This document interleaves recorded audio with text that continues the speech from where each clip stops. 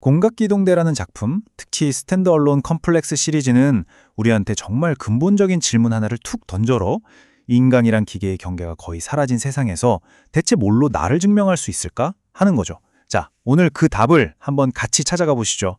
배경은 아주 화려한 네온 사인으로 가득한 미래 도시예요.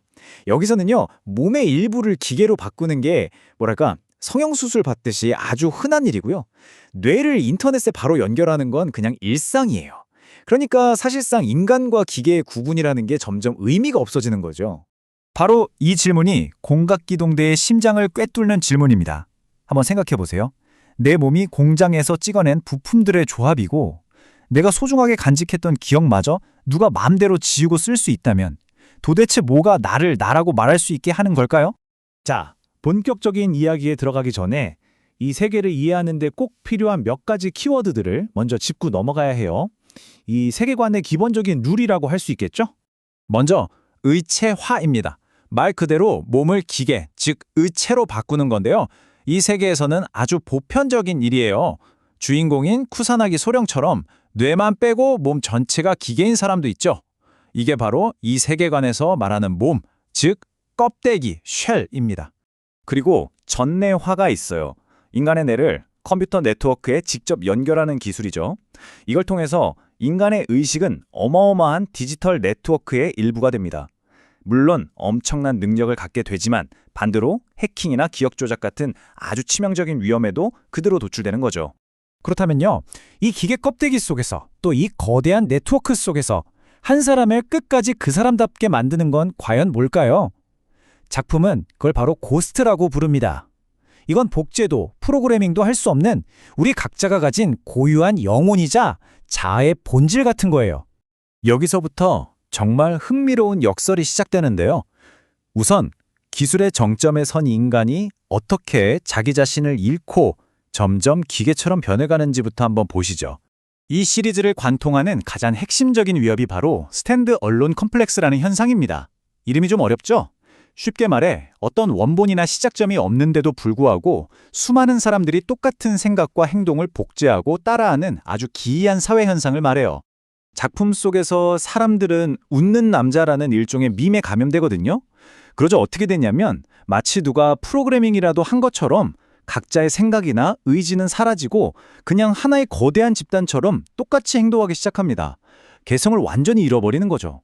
인간이 기계가 되어가는 아주 상징적인 장면이에요. 자, 이제 이 놀라운 역설의 반대편을 들여다볼 차례입니다.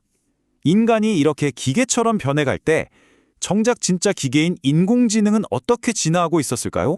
바로 이 친구들, 타치코마입니다. 공안 국가의 마스코트이자 아주 강력한 전투병기죠. 이 AI 로봇들은 원래는 언제든지 교체할 수 있는 똑같은 성능의 도구로 만들어졌어요.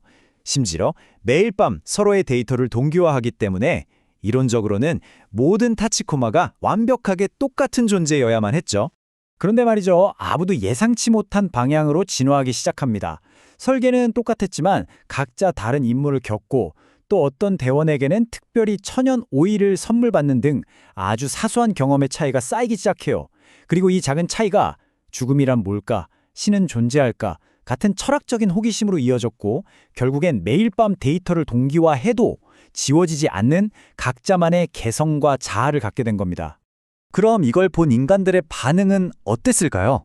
놀랍게도 바로 두려움이었습니다. 자신들이 만든 기계가 통제를 벗어나서 영혼, 즉 고스트를 갖게 될지도 모른다고 생각하니까 덜컥 겁이 난 거죠. 그래서 결국 타치코마들을 전부 퇴역시키고 연구소로 보내버립니다. 자, 드디어 이 이야기의 가장 핵심적인 부분입니다.